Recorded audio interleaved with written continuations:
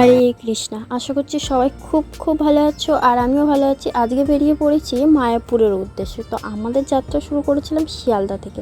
তো তোমরা যদি শিয়ালদা থেকে কেউ যাত্রা শুরু করো, তাহলে তোমরা শিয়ালদা নবদ্বীপ বা শিয়ালদা কৃষ্ণনগর হয়েও যেতে পারো। তো আমরা কৃষ্ণনগর হয়ে চলে গেছিলাম, যেহেতু কৃষ্ণনগরে অনেক বেশি ট্রেন, 1 ঘন্টা পরপরই ট্রেন রয়েছে, সেই জন্য আমরা কৃষ্ণনগর হয়ে গেছিলাম। তো কৃষ্ণনগর থেকে নেমে ওখান থেকে অটো টোটো ধরে তোমাদের যেতে হবে স্বরূপগঞ্জ ঘাট। তো স্বরূপগঞ্জ ঘাট নেমে ওখান থেকে তোমরা নদী পার করেই মায়াপুরে যাওয়ার জন্য টোটো, অটো বা বাস সব কিছু পেয়ে যাবে, বা খুব কাছে রাস্তা হেঁটেও যেতে পারো, কোনো ব্যাপার না। তো আমরা চলে গেছিলাম টোটো করে। তো যেখানে টোটো করে নেমে ওখান থেকে মায়াপুর স্থানে পৌঁছে গেছি।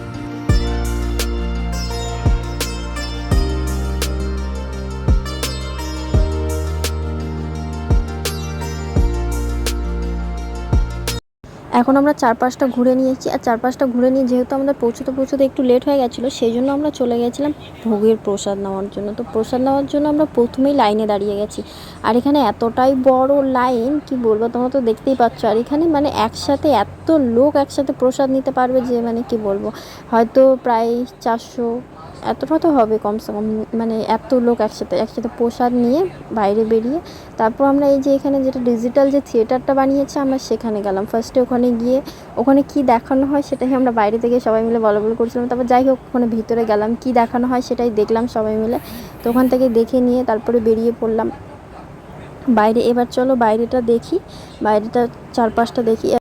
এখানে তোমরা যত বাড়ি আসবে তোমাদের তত বাড়ি ভালো লাগবে। মানে এটা এমন একটা মানে ঠাকুরের একটা টান রয়েছে, ঠিক সেরকম ব্যাপারটা। তবে যারা নতুন গেছো তারা চারপাশটা অবশ্যই সব দিকটা ঘুরে নেবে, নাহলে তোমরা বুঝতে পারবে না কোন দিকে কী আছে। চারপাশটা খুব ভালো করে দেখে নেবে, ঘুরে নেবে।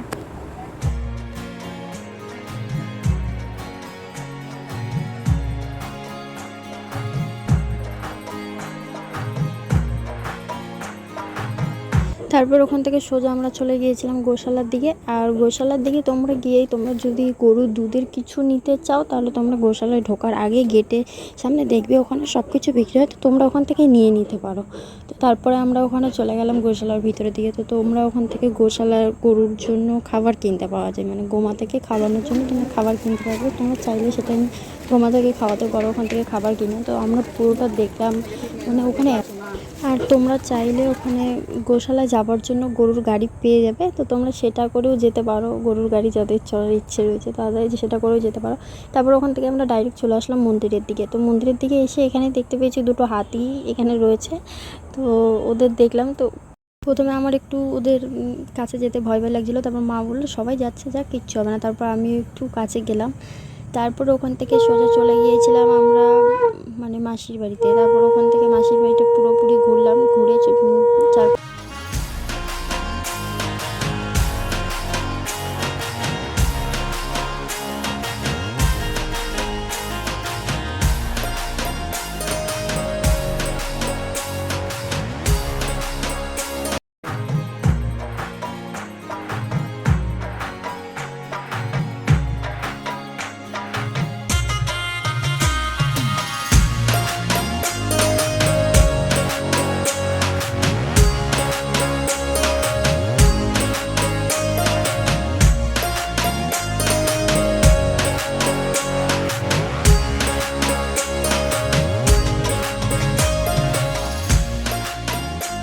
ওখান থেকে আমরা আবার ইস্কনে চলে আসলাম। এসেই কারণ হচ্ছে আমরা সন্ধ্যা আরতি দেখবো। সন্ধ্যা আরতি দেখে আবার মন্দিরে ভোগ দেওয়া হচ্ছিলো, সেখান থেকে ভোগ নিয়ে প্রসাদ নিয়ে তারপরে আমরা বেরিয়ে পড়লাম। তো এখন আমরা যাব নবদ্বীপের দিকে। তো যেহেতু একটু রাত হয়ে গেছিলো, সেই জন্য লঞ্চ বন্ধ হয়ে গেছিলো, নৌকো করেই আমাদের যেতে হয়েছিল। তো চলো এখন নবদ্বীপে যাই, ওখানেই আজকে রাতটা আমরা থাকবো। তো রাধে রাধে।